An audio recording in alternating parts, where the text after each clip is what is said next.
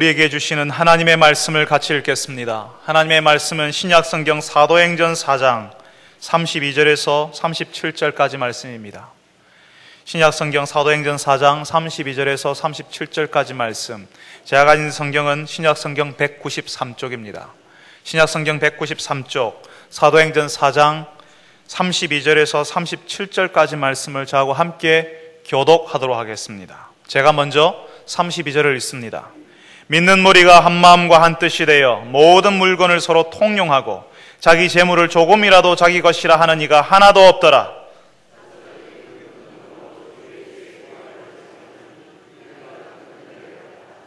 그 중에 가난한 사람이 없으니 이는 밭과 집 있는 자는 팔아 그 판 것의 값을 가져다가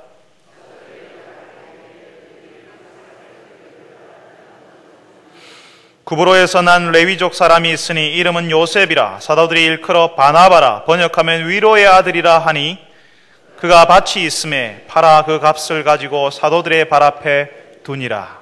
아멘. 할렐루야. 찬양대에서 하나님께 찬양을 올려드리겠습니다.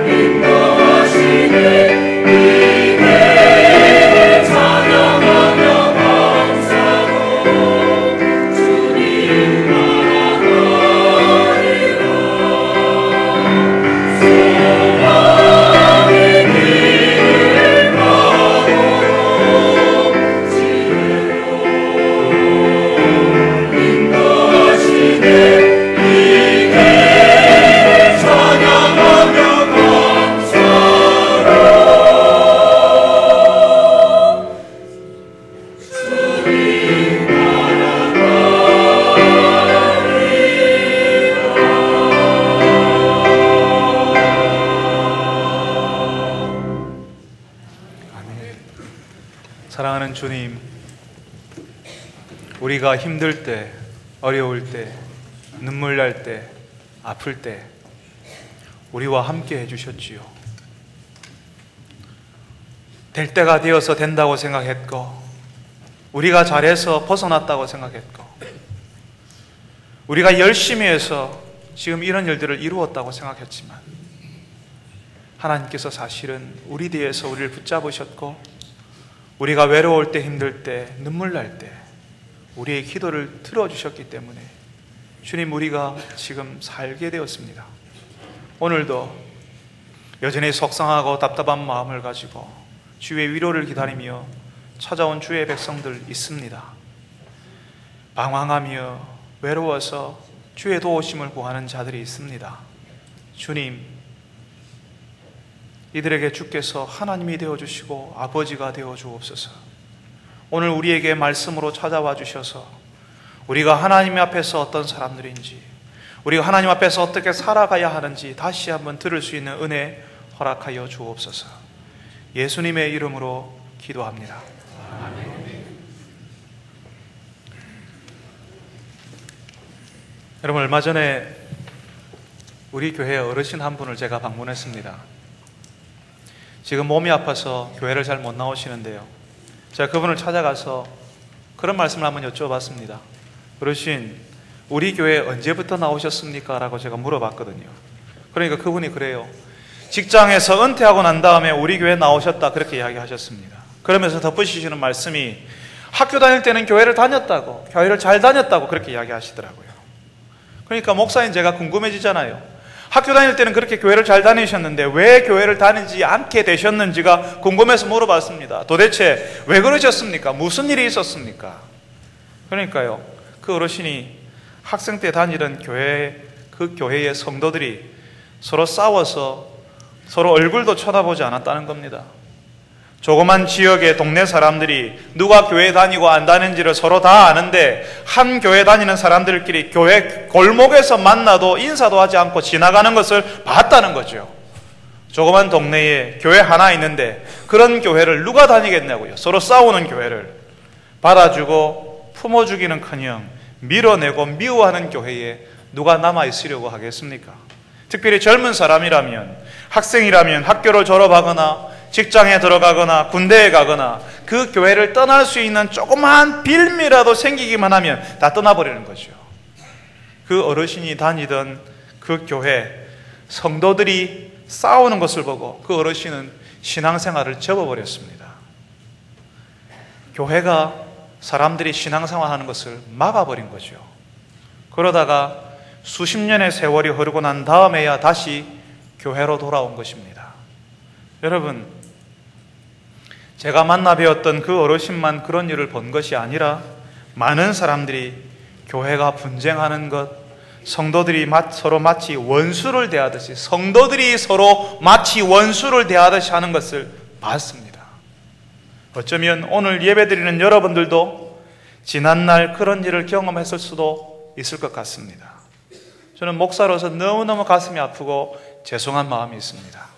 사실 교회는 믿는 사람들의 모임인데, 그래서 성경에서는 교회를 예수 그리스도의 신부라고 표현하거든요. 거룩한 하나님의 백성이라고 표현하거든요. 그런데 우리가 경험하는 교회는, 우리가 현실에서 만나는 교회는 불신자들보다 더 못한 모임, 예수 그리스도의 신부이기는 한데 다른 남자에게 눈을 돌리는 파렴치한 신부, 전혀 거룩하지 않은 하나님의 백성인 것처럼 보이는 겁니다. 예전에는 세상 사람들이 교회에서 어떤 일이 벌어지는지를 몰랐어요. 그냥 교회는 믿는 사람들이 모였으니까 우리보다 좀 낫지 않겠냐, 거룩한 사람들 아니냐, 술 담배도 안 하는 지독한 사람들 아니냐, 그랬습니다. 예수 믿는다고 조롱은 했지만 적어도 우리보다는 나을 것이라는 기대는 가지고 있었습니다. 기대를 함께 가지고 있었다는 겁니다. 그런데 요즘 교회에 관한 이야기가요, 옛날보다 훨씬 빨리 그리고 훨씬 자세하게 사람들에게 알려지고 있습니다. 교회가 잘 못한다는 이야기가 다 알려져서 이제는 사람들이 교회를 향해서 가지는 기대를 거두고 있는 형편입니다.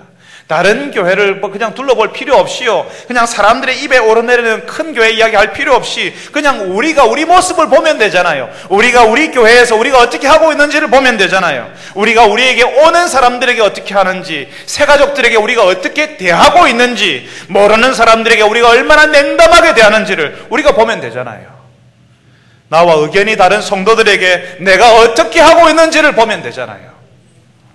여러분, 우리가 지금 우리 현실에서 경험하는 교회는 참 절망적입니다. 그런데 오늘 우리가 읽은 말씀에 나오는 교회는 전혀 다른 교회의 모습을 보여줍니다. 정말 이게 가능할까요? 정말 이런 일이 있을까요? 정말 그런 마음이 들 정도로 우리가 경험하는 현실과는 다른 교회의 이야기를 우리에게 전해주고 있습니다. 믿는 사람들이 한마음 한뜻이 되어 서로 모든 물건을 서로 통용하고 자기 재물을 조금 더 자기 것이라 하는 이가 하나도 없더라. 어떻게 믿는 사람들이 한마음 한뜻이 될 수가 있지요? 사도들이 큰 권능으로 주 예수 부활을 증언하니 무리가 큰 은혜를 받아 그 중에 가난한 사람이 없으니 이는 밭과 집 있는 자는 팔아서 그 판 것의 값을 가져다가 사도들의 발 앞에 두매 그 사도들이 각 사람의 필요에 따라서 나누어 줌이라. 무슨 이런 일이 있을 수가 있습니까? 정말 교회에서 그런 일이 일어나는 겁니까? 그렇다면 우리가 경험하는 교회는 도대체 어떻게 된 겁니까? 여러분, 우리가 읽은 말씀 속에 이 교회, 이 공동체는요, 참으로 극심한 위협 가운데 있었습니다. 예수 이름을 말하면, 예수 이름을 가르치면 죽이겠다는 위협 가운데 있었던 교회였습니다. 절대로 평안하지 못했고 절대로 넉넉하지 못한 교회였습니다. 사람들의 눈치를 볼 수밖에 없었고 내가 예수 믿는다는 이야기를 다른 사람들에게 쉽게 할 수 없는 형편 가운데, 그런 환경 가운데 있었습니다. 그런데 이 사람들이요, 그런 위협과 환경 속에서, 참 어려운 상황 속에서 뭘 했지요? 예수 이름으로 말하지도 말고 가르치지도 말라고 사람들이 눈을 똑바로 뜨고 이 사람들이 뭘 하는지 쳐다보고 있는 그런 상황 속에서 이 사람들이 뭘 했지요? 하나님께, 하나님 아버지에게 모든 것을 다 알고 주관하시는 대주제이신 하나님께 이 사람들이 기도했습니다. 교회를 위협하고 압박하는 일이 있을 것이라는 사실을 알고 그런 위협 속에서도 하나님의 말씀을 담대하게 전하게 해달라고 기도했고 예수 이름으로 치유가 나타나고 표적과 기사가 나타나게 해달라고 기도했습니다. 위협을 하니까 더 조심하고 위축이 되고 숨죽이며 지내는 것이 아니라 더 강력하게 예수 이름이 나타나고 예수님의 능력이 나타나게 해달라고 기도했다는 겁니다. 여기 이 교회 성도들의 관심은요, 이 처음 교회 성도들의 관심은 오직 대주제이신 하나님의 일이 나타나는 것이고 하나님의 일이 이루어지는 것이었습니다. 그 하나님의 일에 위협이 있고 어려움이 있어도 내가 할 수 있는 것 하게 해달라고, 담대하게 감당하게 해달라고 기도했습니다. 이 사람들의 눈이 어디를 보냐면요, 하나님을 쳐다보는 거예요. 자신들의 형편, 자신들이 얼마나 힘든 상황 가운데 있는지, 내가 얼마나 어려운지 그것 쳐다보는 것이 아니라 지금 하나님을 바라보고 있는 겁니다. 하나님의 일이 이루어지는가, 어떻게 이루어질 것인가, 그 하나님의 일에 내가 어떻게 참여할 것인가에 관심을 뒀습니다. 그리고 그 일을 위해서 기도했습니다. 그러니까 어떤 일이 벌어졌냐 하면요, 이렇게 기도하는 이 교회에 그 성도들이 합심하여서 모인 그 자리가 막 흔들리기 시작했고 진동했다고 합니다. 여러분, 이런 진동, 이렇게 막 흔들리는 것이요, 그 당시 세계에서는요, 하나님께서 임재하신다, 하나님이 거기에 계신다는 표시라고 말씀을 드렸지요. 바로 거기에 있는 성도들, 기도하는 성도들에게 하나님께서 함께 계셨고 그 사람들에게 성령으로, 하나님의 영으로 그 마음이 가득 채워졌다라고 이야기합니다. 여러분, 여기에 이 교회의 비밀이 있습니다. 이 사람들이 그냥 예수 잘 믿기를 기도했습니다. 예수 이름이 더욱 강력하게 나타나기를 기도했는데 이 사람들이 뭘 경험하냐면요, 이 세상에서 경험할 수 없는 공동체, 오직 하나님이 허락하셔야지만 가능한 공동체, 성령의 공동체를 경험하는 겁니다. 세상은 위협하고 두렵게 하고 죽이겠다고 하는데 그 위협이 전혀 두렵지 않은 따뜻한 공동체, 서로 받아주고 이해하고 격려해주고 축복해주는 공동체가 이루어지도록 하시는 겁니다. 여러분, 우리가 성령으로 충만해질 때에, 하나님이 우리의 마음을 가득 채우실 때에 우리에게 어떤 일이 벌어지냐면요, 우리 자신을, 바로 나를, 내 자신을 주장하지 않게 됩니다. 하나님 앞에서 내가 무너지거든요. 하나님 앞에서 내 자신이 무너지거든요. 예전에는 내가 누군데, 내가 어떤 일을 하는데, 내가 이렇게 했는데, 내가 왕년에 이런 사람이었는데, 그렇게 했는데 이제는 하나님 앞에서 자기 자신이 무너진 사람은 그렇게 하지 않습니다. 자존심 내세우면서 내가 난데, 나를 알아줘야 하는데 그렇게 하지 않습니다. 하나님 앞에서 자신을 무너뜨렸으니까 다른 사람 앞에서도 하나님 앞에서 무너진 것처럼 자기 자신을 무너뜨리는 겁니다. 마치 바보처럼 자존심도 없이 옛날의 영광도 자랑도 다 무너뜨리고 자신을 다른 사람에게 주는 겁니다. 예전에는 나를 드러내고 나를 세우고 나를 나타내기 위해서 모든 것을 했는데, 다른 사람들이 나 좀 알아주지 않으면 그게 너무 속상해서 힘들었는데, 이제는 예수님처럼 섬겨주고 돌봐주고 사랑하는 사람이 되어가는 거죠. 내가 그렇게 다른 사람을 섬겨주지 못해서 미안하고, 내가 다른 사람을 그렇게 돌봐주지 않아서 너무 미안한 마음이 드는 거지요. 내가 예수 앞에서 내 자신을 무너뜨리니까 아직도 다른 사람 앞에서 내 자신을 무너뜨리지 못해서 그것이 미안한 그런 상태가 되는 겁니다.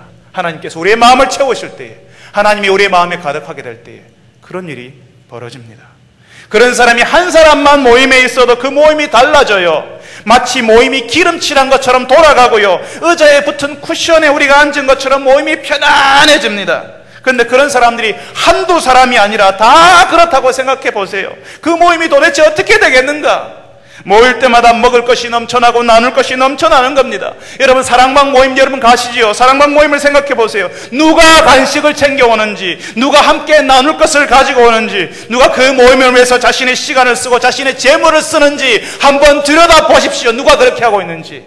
그 모임이 귀한 줄 알고, 그 모임을 통해서 하나님의 일이 이루어지는 줄 알고, 그 모임을 위해서 기도하고 거기에 오는 사람들을 위해서 기도하고 성령 하나님의 임재를 기다리는 그 사람이 그 모임을 기다리고 섬기고 헌신하는 겁니다. 성령으로 충만한 사람이 또 그 모임을 위해서 헌신하게 돼요. 여러분, 말씀의 은혜를 받은 사람, 하나님의 임재를 체험하는 사람이 어떤 일이 벌어지는 줄 아세요? 모임 속으로 들어가요. 자신이 속한 그 모임을 살리기 위해서, 그 모임이 얼마나 귀한 줄 알고 그 모임을 위해서 기도하고 애쓰는 사람이 되어버리는 겁니다. 여러분, 교회는 예수 믿는 사람들의 모임입니다. 제가 다시 말씀드립니다. 교회는 예수 믿는 사람들의 모임입니다. 하나님의 백성들의 모임이라는 것입니다. 그런데 그 하나님의 백성들이 하나님께는 관심이 없고 오직 내 자녀의 앞날에만, 내 사업의 번창에만, 내 가족들이 이 땅에서 별다른 어려움 없이 사는 것에만 관심을 가진다면 어떻게 하나님의 백성이라고 할 수 있겠습니까? 그건 교회가 아닙니다. 그런데 여러분, 반대로 예수 믿는 우리가 사랑방에서 전도회에서 하나님을 바라보고 하나님의 일이 이루어지기를 위해서 기도하고, 그 하나님의 일을 이루기 위해서 위협과 어려움에도 불구하고 담대하게 하나님의 은혜와 능력을 전하겠다고 할 때에, 우리가 다 그렇게 하겠다고 나설 때에 우리에게 찾아오는 것은 그런 하나님의 공동체, 성령의 공동체를 하나님께서 우리에게 선물로 허락하신다는 것입니다. 우리가 기도한 것을 이룰 수 있게 되는 믿음의 공동체, 강력한 성령의 공동체를 허락하시는 겁니다. 여러분, 그런 교회 가보셨어요? 그런 교회 경험해 보셨어요? 여러분, 그런 교회를 다니고 싶은 소원을 가져보신 적이 없습니까? 제가 학생 시절에 함께 교회 다니던 선후배 그리고 친구들과 우리를 지도해 주시는 전도사님 댁에 놀러 간 적이 있었습니다. 예전이나 지금이나 전도사님들의 사는 형편이 다 그렇잖아요. 그냥 집이 아니라 좀 넓은 다락방에 사셨습니다. 좀 넓은 다락방에서 우리를 맞아주셨지요. 그 집에 있는데 하필 그날 비가 억수같이 쏟아지고 천둥 번개가 쳤습니다. 유리창을 비가 사정없이 때리고요, 지붕에서 비 쏟아지는 소리가 따닥따닥 들리는데 그 위에다가 천둥 소리가 꽝꽝하고 사정없이 내리치는 겁니다. 지금이야 그렇지 않지만 예전에는요, 그렇게 비 많이 오고 천둥 번개 치면요, 전기가 나가는 일이 그렇게 잦았습니다. 정전이 되어버리는 거죠. 갑자기 캄캄해져 버리는 겁니다. 아마 제가 바깥에서 그 비를 혼자 맞고 있었다면, 저 혼자 집에 비 오는 소리, 천둥 소리 다 듣고 있었다면 정말 무섭고 힘들었을 것 같습니다. 그런데 그날 밤, 그 비 오고 천둥 치는 밤이 저에게 무서웠을까요? 아니면 행복했을까요? 비가 오고 천둥이 치는 밤이었지만, 그 천둥 소리에 깜짝깜짝 놀랄 수 있는 그런 밤이었지만, 함께 있던 그 믿음의 식구들 때문에 오히려 평안했고 행복했습니다.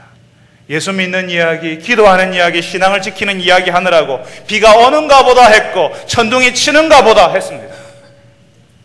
사랑하는 성도 여러분, 하나님께서 우리를 이 땅에 죄 많고 고통 많고 불의한 일이 일어나는, 그래서 우리를 위협하는 땅에 우리를 두셨습니다.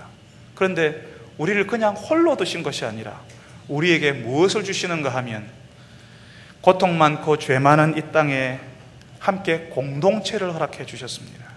비가 억수같이 쏟아지고 천둥이 치는 이 땅에서 편안한 안식처 같은 공동체, 이 죄 많고 고통 많고 불의한 상황 속에서도 불구하고 주눅들지 않고 하나님의 백성으로 살게 하는 공동체를 우리에게 허락하신 겁니다. 오직 하나님만 바라보고 하나님께로부터 오는 위로를 기다리는 사람들에게 하나님께서 그런 성령의 공동체를 경험하도록 하십니다. 사랑하는 성도 여러분들이, 우리 교회가 이런 성령의 공동체가 되도록 기도해 주시기를 바랍니다. 이 땅에 불의함을 닮은 공동체가 아니라, 그래서 이 교회를 보고 신앙을 접어버려야 되겠다고 생각하는 그런 교회가 아니라 하나님이 허락하시는 성령의 공동체를 주시옵소서라고 기도하여서 여러분의 인생 가운데 그런 공동체를 꼭 경험해 보시는 여러분들이 되시기를 바랍니다. 사실 우리가 읽은 말씀에서는요, 이 성령의 공동체가 섬기고 헌신하고 사랑하는 공동체였다는 사실을 이야기하는데 정말 구체적이고 실제적인 방식으로 묘사를 합니다. 뭐라고 하지요? 모든 물건을 서로 통용하고 자기 재물을 조금도 자기의 것이라 하지 않았다 합니다. 그 중에 가난한 사람이 없었는데, 왜냐하면 발 있는 사람, 집 있는 사람들이 팔아서 그 판값을 가지고 왔고 사도들이 필요에 따라서 나누어 주었기 때문이다라고 이야기하죠. 그러니까 이 교회는 말로 사랑합니다, 축복합니다 이렇게 말로만 다 하는 교회가 아니었다고요. 여러분, 우리가 다 알잖아요. 인정하잖아요. 우리가 진짜로 중요하다고 여기는 곳에는 우리의 재물을 쓴다고요. 우리가 진짜로 중요하다고 여기는 곳에는요, 우리의 재물을 거기다 쏟아 붓는다는 사실을 알고 있잖아요. 여러분들이 빚을 내어서라도 여러분 자녀들 교육을 시키잖아요. 여러분 빚을 내어서라도 여러분 자녀들의 장래를 위해서는 뭔가 하잖아요. 정말 중요한 곳에서는 우리는 빚을 내어서도 한다는 겁니다. 재물을 쓴다는 거죠. 지금 여기 이 교회 성도들은 공동체를 위해서 자신의 것을 내어놓았다고 합니다. 여러분, 어떤 사람들은요, 이 구절을 보면서요, 공동으로 소유하고 공동으로 생산하는 방식, 그러니까 원시 공산주의를 발견하고요, 이런 일을 제대로 발전시켜야 한다고, 하나님께서 그렇게 하라고 하셨다고 주장하는 사람도 있습니다. 실제로 이 당시에 서로 물건을 공유하고 사유재산은 허락하지 않는 공동체가 있었습니다. 그런데 여러분, 오늘 우리가 보는 이 말씀에서 보는 이 공동체는 그런 것이 아닙니다. 제도를 만들어서 우리가 다 그런 식으로 하게 하자라고 한 것이 아니라 내키지 않아도 어쩔 수 없이 하는 그런 것이 아니었습니다. 철저하게 자원해서 자발적으로 자신의 것을 내어놓는 그런 공동체였습니다. 안 해도 괜찮아요, 못해도 상관없어요, 그냥 하고 싶은 사람이, 하나님께서 그런 마음을 주신 사람이 그냥 그렇게 한 겁니다. 성령의 공동체가 그런 것입니다. 다 안 해도 괜찮아요, 다 못해도 괜찮아요, 그 중에 할 수 있는 사람만 하면 되는 것이었습니다. 그리고 그런 사람들이 이렇게 전부 다 그렇게 자기의 것들을 내어놓고, 하나님께서 나에게 그런 마음을 주셨기 때문에 내가 이것을 내어놓습니다 라고 하는 그런 사람들이 이 공동체에 점점 많아졌다는 겁니다. 하나님께서 그런 마음을 주신 사람들이 거기에 그냥 순종했을 따름이었습니다. 여러분, 교회가 성장했다고 하면, 교회가 달라졌다면, 아니 더 작게는 여러분이 속한 사랑방이 좋아졌다면, 거기에는 하나님께서 주신 마음의 소리에 순종해서 자신의 소유를 내어놓고 자신의 시간을 내어놓고 자신의 재물을 내어놓은 사람들이 분명히 있었다는 겁니다. 성령의 공동체는 그렇게 해서 움직이고, 성령의 공동체는 그렇게 사람들을 섬기는 것입니다. 오늘 우리가 읽은 말씀 마지막 부분은요, 그렇게 하나님께서 주신 마음의 소리에 순종해서 자신에게 있는 밭을 팔아가지고 온 한 사람을 소개합니다. 누구지요? 오늘 우리가 읽은 성경에는 요셉이라는 사람이었는데 우리에게는 바나바라는 이름으로 잘 알려진 사람입니다. 이 바나바라는 이름의 뜻이 위로의 아들이라는 뜻이거든요. 그 당시 교회 지도자들이었던 사도들이 이 요셉을 바나바, 그러니까 위로의 아들이라고 불렀습니다. 얼마나 위로를 잘하는지, 얼마나 다른 사람을 격려하고 축복하고 세우는 일을 잘하는지 이 사람을 위로의 아들이라고 불렀습니다. 여러분, 어떤 일을 잘하거나 어떤 지위가 타고나거나 뭔가 특별한 사람이 있으면 신의 아들이다, 장군의 아들이다 이렇게 표현하지 않습니까? 뭔가를 굉장히 잘하면 누구의 아들 이런 식으로 표현했습니다. 그러니까 이 바나바는요, 이 요셉은 엄청난 위로의 사람이었습니다. 지도자들이 놀랄 정도로, 이 지도자들이 예수님의 제자들 아니었습니까?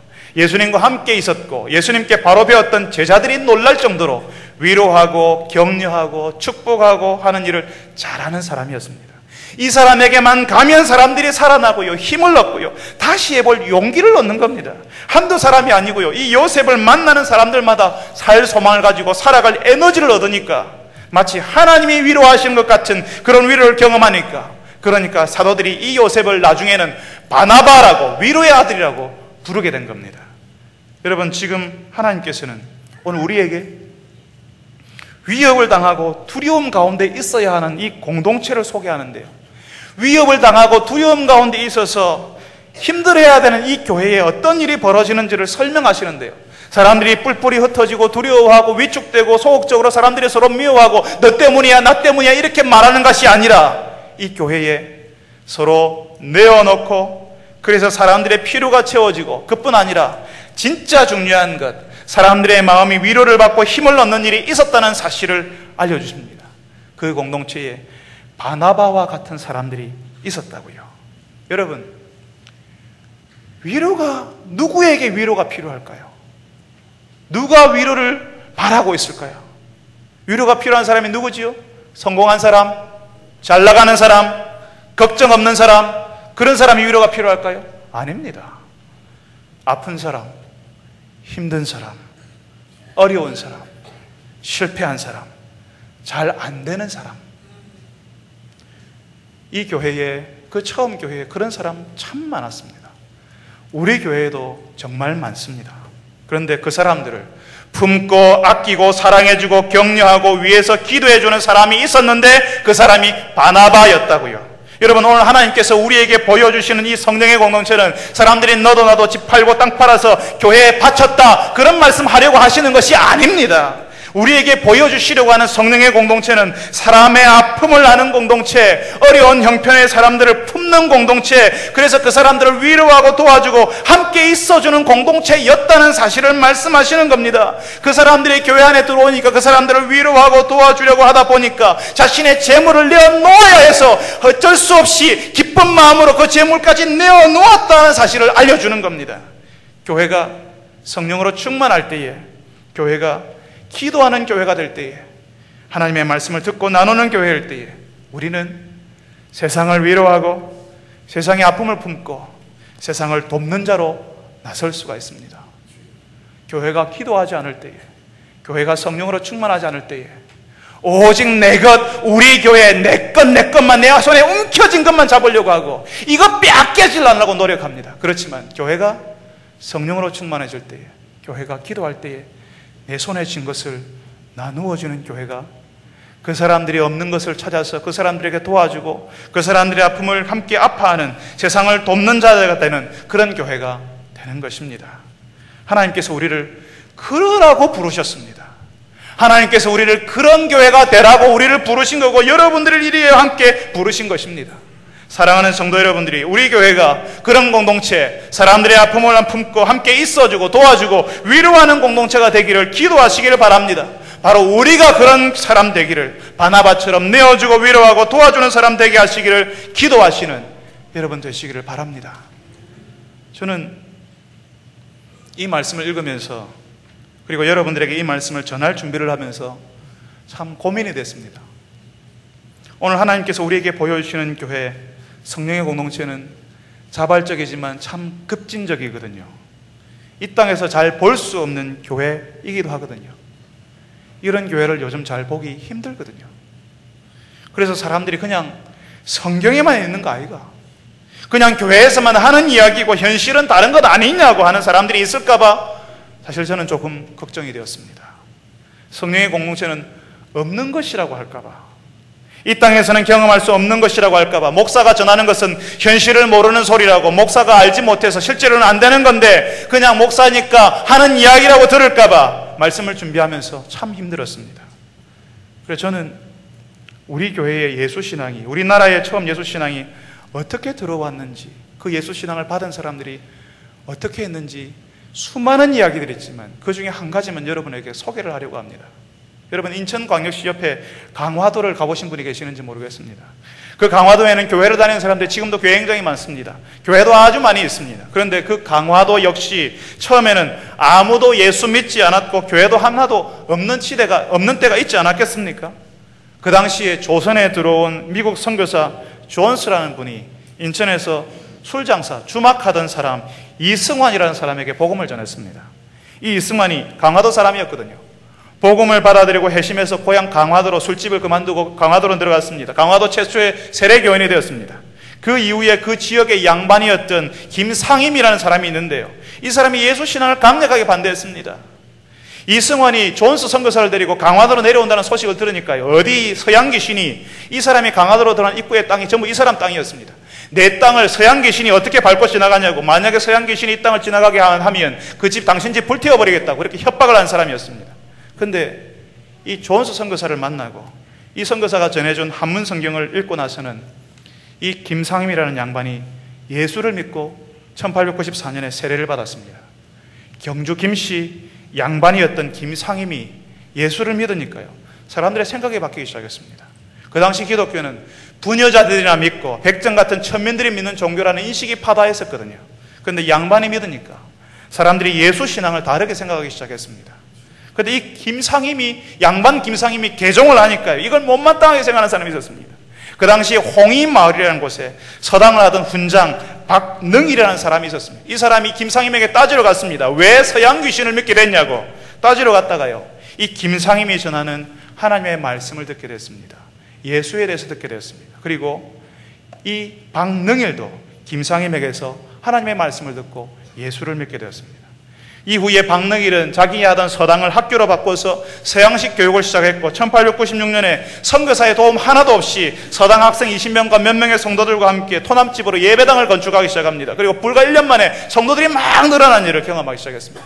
그 홍이마을에서 홍이교회가 시작되었는데, 이때 이 교회를 처음 시작했던 성도들, 처음 초창기 멤버 7명이 있었습니다.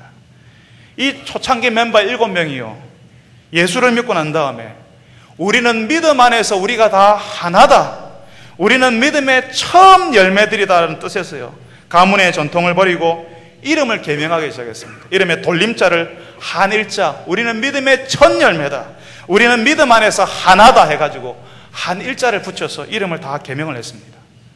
어떻게 개명하냐면요, 성경에서 좋은 의미로 사용된 능력을 할 때 늑자, 믿는다 할 때 신자, 존경한다, 공경한다 할 때 경자, 봉헌한다 할 때 봉자, 그리고 순종한다 할 때 순자, 하나를 뜻하는 천자, 빛난다 광자, 이런 적은 종이를 자루에 다 넣고요, 제비뽑기를 하는 거죠. 한 사람씩 뽑는 거예요, 7명이 돌아가면서. 그래서 거기에 뽑힌 그 이름이 자기의 이름이 되는 겁니다. 능자를 뽑았으면 마지막 자 일자를 붙여서 능일이 되고요, 경자를 뽑았으면 경일이 되고, 순자를 뽑으면 순일이 되고, 종자를 뽑으면 신자를 뽑으면 신일이 되고, 순자를 뽑으면 순일이 되는 겁니다.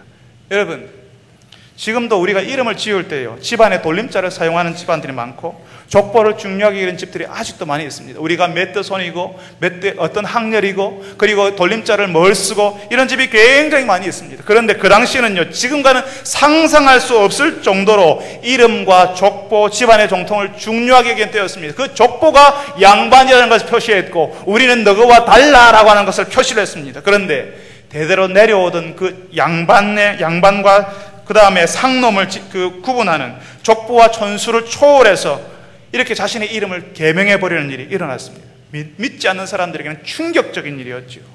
하나님 앞에서 자기들이 죄인이라는 의미로 검은 옷을, 흰 옷을, 검은 물을 들여가지고 검은 옷을 입고 다녔습니다. 우리는 하나님 앞에서 이런 까만 죄를 가진 죄인입니다라는 뜻으로요. 그래서 믿지 않는 사람들이 검정개라고 비웃고 놀리기도 했습니다. 그 7명 가운데 종순일이라는 사람이 있었습니다. 이 사람은 부자였거든요. 그런데 이 부자였던 종순일이 하나님의 말씀을 읽게 되었습니다. 마태복음 18장 23절에서 35절 말씀을 읽는데 감동을 받았습니다. 그 말씀에 10,000달란트 빚진 자가 그 채무를 10,000달란트를 탕감을 받았는데 100데나리온 빚진 자를 용서하지 않았던 내용이 그 안에 담겨 있거든요. 그 말씀을 읽는데요, 이 종순일이 내가 10,000달란트 탕감받은 사람이라는 사실을 깨달았습니다. 하나님께서 나의 10,000,000냥 빚을 탕감하여 주셨구나 라고 생각한 거죠. 그래서 자신이 예수 믿기 전에 자기에게 돈을 빌려간 모든 채무자들을 집으로 불러 모았습니다. 모인 사람들에게 자기가 읽었던 그 성경을 읽어주고 난 다음에 빈문서를 다 꺼내가지고 그 사람들이 보는 앞에서 그 빈문서를 다 불태워버렸습니다. 그리고 그 사람들에게 여러분이 이제는 저에게 진 빚이 하나도 없습니다라고 했습니다. 그날 그 종순일에게서 빚탕감을 받은 사람들이 전부 다 교인이 됐습니다. 뿐만 아니라 종순일은 자기의 전 재산을 처분해서 교회에 헌납하고 난 다음에 부인과 함께 강화도 남쪽을 시작으로 외딴섬을 다니면서 하나씩 다니면서 하나님의 말씀을 전하는 일을 감당했습니다. 그때 그 7명의 교인들이 다 그런 일을 했습니다. 그리고 종순일도 그 일을 감당하고 강화도 지역의 수많은 사람들이 예수를 믿게 됐습니다. 여러분, 이 땅에 예수 신앙이 그런 수많은 공동체들 때문에 퍼져나갔고 교회들이 세워진 것입니다. 지금 우리가 보는 이 교회가 이런 모습이기 때문에 옛날에 들어왔을 때도 그런 것이라고 생각하지 말아 주십시오.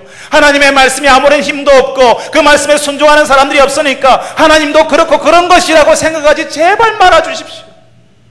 하나님의 말씀 앞에서 순종하는 사람들이 있을 때 그 공동체가 성령의 공동체가 되고 교회를 그리고 세상을 개혁적으로 혁명적으로 바꾸는 일이 벌어지게 되는 겁니다. 그런 믿음의 사람들이 헌신해서 교회가 세워졌고 하나님의 은혜가 사람들에게 전해진 것입니다. 그런데 지금은 교회가 힘들잖아요. 교회가 사람들의 손가락질을 당하잖아요. 공동체가 힘을 잃고 있잖아요. 교회가 세상에 위로를 주기는커녕 세상의 근심거리가 되고 있는 형편이잖아요. 하나님께서 얼마나 안타까우실까요?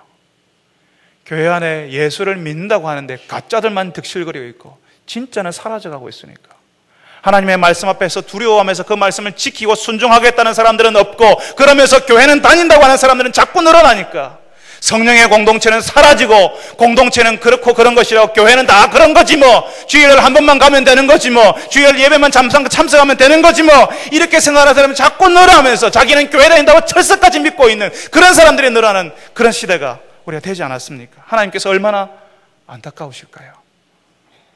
처음 한국교회에 세상에서 볼 수 없는 성령의 공동체가 나타난 것처럼 지금도 그런 성령의 공동체가 일어나기를 하나님께서 얼마나 원하고 계실까요?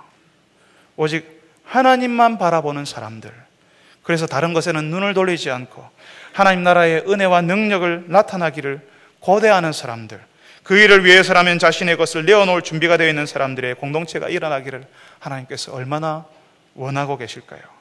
여러분, 우리 시대에는 그런 공동체가 나타날 수 없습니까? 그런 성령의 공동체는 옛날 이야기입니까? 사랑하는 성도 여러분들이 그런 공동체, 여러분의 사랑방 전도의 가정에서 이루기 위해서 기도하는 사람들, 그런 공동체를 경험하는 성도들이 다 되시기를 바랍니다. 여러분을 통해서 하나님의 일이 이루어지고 하나님의 은혜와 능력이 나타나기를 간절히 바랍니다. 여러분, 이제는 교회가 왜 이래라고 하는 손가락질을 이제는 중단하고 그냥 하나님 앞에서 기도했으면 좋겠어요. 하나님, 내가 그냥 예수 잘 믿게 해주십시오. 내가 예수 잘 믿는 목사, 내가 예수 잘 믿는 장로, 내가 예수 잘 믿는 권사, 집사 되게 해주십시오. 내가 예수 잘 믿는 사람 되게 해주십시오. 내가 예수 잘 믿을 때 그걸로 된 것입니다. 그때에 우리 교회에서 성령의 공동체가 이루어지고 내 평생에 바나바와 같은 위로의 사람의 일들을 감당할 수 있게 되는 것입니다. 여러분들이 이제는 다른 교회를 향하여서, 우리 교회를 향하여서 교회가 왜 이래라고 하는 것을 중지하고 우리가 하나님의 사람 되기를 위하여서 기도하시는 여러분 되시기를 바랍니다.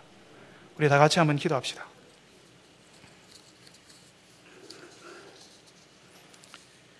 제가 한번 기도하겠습니다. 하나님, 세상이 교회를 우습게 여깁니다.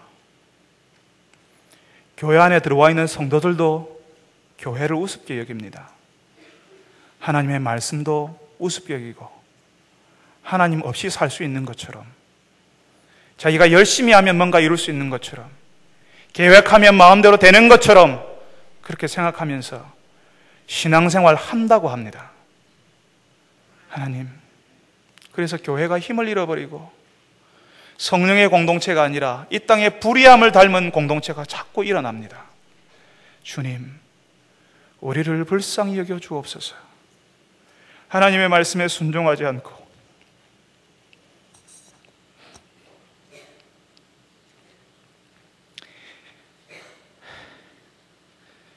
예수 믿지 않는 목사와 예수 제대로 믿지 않는 장로와 예수를 제대로 믿지 않는 권사와 집사들을 주님 용서하여 주옵소서.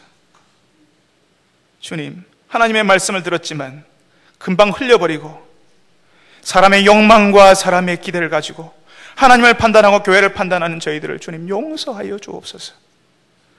주님, 지금 이 시대에 우리 교회에 이 땅에 성령의 공동체가 필요합니다. 주님, 이제는 저희들이 교회를 향하여서 하던 교회가 이래서 되겠냐라고 하는 손가락질을 이제는 더 이상 중지하고 그런 일을 거두고 우리가 하나님 앞에서 예수 믿는 사람 되게 하여 주옵소서라고 기도하는 저희들이 되게 하여 주옵소서. 주님께서 우리의 마음을 하나님의 영으로 채우기를 기다리는 사람들이 되게 하여 주옵소서.